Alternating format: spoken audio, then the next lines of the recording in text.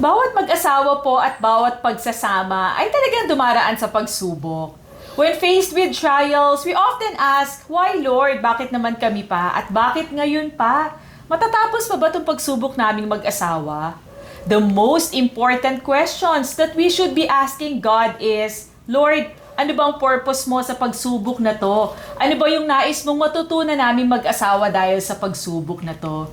Because God often used trials to accomplish His purpose and His plans for our lives. Merong mga panahon at oras na tayo'y nagtatanong sa Panginoon, Lord, bakit mo kami pinaparanas ng ganitong klaseng pagsubok? Kami namang po mag-asawa ay tapat at naglilingkod sa inyo. Alam po ninyo, sabi po sa 1 Peter 4:12, do not be surprised at the painful trial you are suffering as though something strange were happening to you. Minsan, napakahirap po talagang intindihin.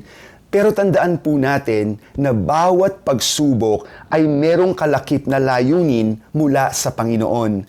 Paminsan, merong gustong ituro ang Panginoon sa ating mag-asawa. So ang tanong po, why does God allow trial in our marriage? Unang-una nga po, God allows trial to enter our lives so we will grow closer in oneness to each other and develop a dependence on Him, as well as strengthening our faith in Him. Nais ng Panginoon na lumago tayong sabay mag-asawa. Tahakin natin itong pagsubok na to na may pananampalataya para sa Panginoon. Tama, Claire. Ikalawa, trials potentially can fix change husbands and wives for the better. Minsan talagang binabago tayo ng Panginoon, hindi ba?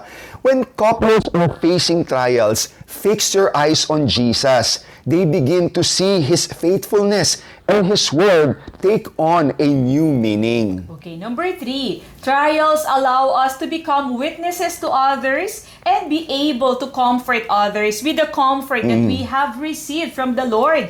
Trials allow us to speak of God's faithfulness and goodness. Hindi ho ba kapag tayo ay naministeryohan ng banal na spirito, dahil sa pagsubok na nadaraanan natin, we can offer the same comfort sa mga mag-asawa, sa mga kaibigan na dumaranas ng similar na pagsubok. Yes, Claire, katulad lamang ng mga mapapait na gamot o medisina, we may not like to experience trials, but they will always stretch and strengthen our marriage. Lagi po nating tandaan na ang mag-asawang sabay manalangin. Magtatagumpayan lahat ng suliranin. Ako po si Bong Pineda. Ako naman po si Claire para sa Happy Bahay. Happy buhay!